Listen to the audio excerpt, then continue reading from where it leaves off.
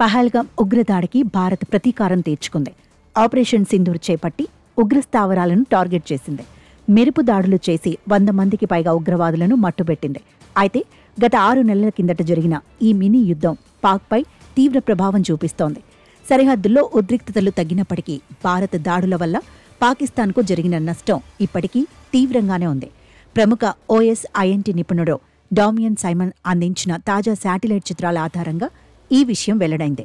భారత్ దాడులు జరిగి 6 నెలలు దాటినా దెబ్బతిన్న పాక్ సైనిక స్థావరాల మరమ్మతులు ఇంకా కొనసాగుతున్నాయి.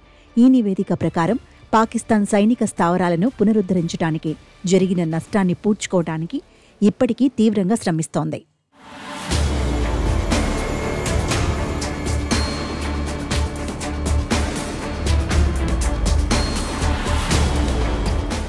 ఆపరేషన్ సింధూర్లో భాగంగా భారత దళాలు లక్ష్యంగా చేసుకున్న కీలక ప్రదేశాలలో రావల్పిండిలోని నూర్ ఖాన్ ఎయిర్ బేస్ ఒకటి. ఈ స్థావరానికి సమీపంలోనే పాకిస్తాన్ అణ్వాయుధ నిల్వలను పర్యవేక్షించే స్ట్రాటజిక్ ప్లాన్స్ డివిజన్ ప్రధాన కార్యాలయం ఉంది. భారత్ దాడులు జరిపిన ప్రాంతంలో పాకిస్తాన్ ప్రభుత్వం ఇప్పుడు కొత్త నిర్మాణాన్ని చేపట్టినట్లు శాటిలైట్ చిత్రాలు చూపిస్తున్నాయి. మరోవైపు ఉత్తర సింధులోని జాకబాబాద్ ఎయిర్ బేస్లో భారత దాడుల్లో దెబ్బతిన్న భారీ హ్యాంగర్ మరమ్మతులు ఇప్పటికీ పూర్తి కాలేదు. హ్యాంగర్ పైకప్పును దశలవారీగా తొలగిస్తున్నారు.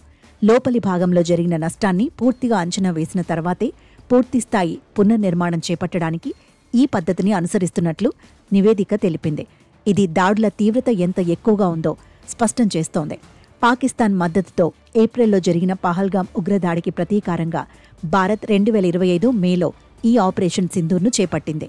భారత దళాలు అత్యంత ఖచ్చితమైన ఆయుధాలను ఉపయోగించి పాకిస్తాన్ సైనిక స్థావరాలపై 11 చోట్ల దాడులు చేశాయి.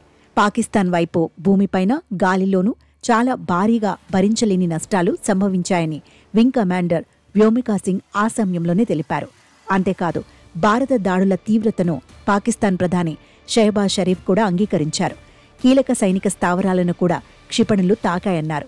నూర్ ఖాన్ ఎయిర్ బేస్పై ఎఫెక్ట్ ఎక్కువగా పడిందని చెప్పారు. పాక్ ప్రధాని పదవిలో ఉన్న వ్యక్తే భారత్ చేసిన దాడుల వల్ల తీవ్రంగా నష్టపోయామని ప్రకటించడం ఆపరేషన్ సింధూర్ సామర్థ్యాన్ని తెలియచేసింది.